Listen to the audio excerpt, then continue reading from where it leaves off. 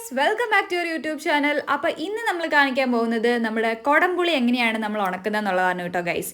അപ്പോൾ ഇതാണ് കേട്ടോ ഗൈസ് നമ്മുടെ പുളിമരം. അപ്പോൾ നമ്മുടെ പുളിമരം നിങ്ങളൊന്ന് കണ്ടോളൂ.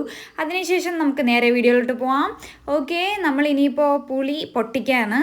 നമ്മൾ പൊട്ടിച്ച് എന്താ പറയുക, നമ്മൾ ചാക്കിലേക്ക് വയ്ക്കുന്നുണ്ട് കേട്ടോ.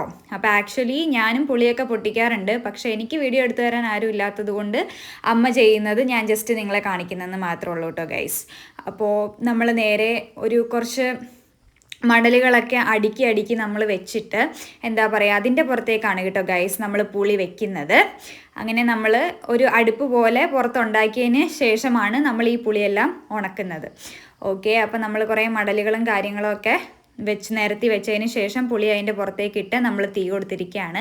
അതിനുശേഷം നമ്മൾ ഷീറ്റുകളൊക്കെ കൊണ്ട് നമ്മളതൊന്ന് മൂടി കൊടുക്കുന്നുണ്ട്. കാരണം ആ പുക അവിടെ നിൽക്കാൻ വേണ്ടിയിട്ട് നമ്മൾ ആ ഷീറ്റ് കൊണ്ട് മൂടിയിട്ട് കൊടുക്കുകയാണ്. ഇപ്പം നിങ്ങൾ കാണുന്നത് ഗൈസ് എന്താ പറയുക, നമുക്ക് നല്ല രീതിയിൽ ഉണങ്ങിയിട്ടില്ല എങ്കിലും ചെറുതായിട്ട് ഉണങ്ങി കിട്ടിയിരിക്കുന്ന പുളികളാണ്. അപ്പോൾ ഇന്നത്തെ വീഡിയോ ഇത്രേ ഉള്ളൂ. ഇഷ്ടമാണെങ്കിൽ ലൈക്ക് ചെയ്യുക, സബ്സ്ക്രൈബ് ചെയ്യുക.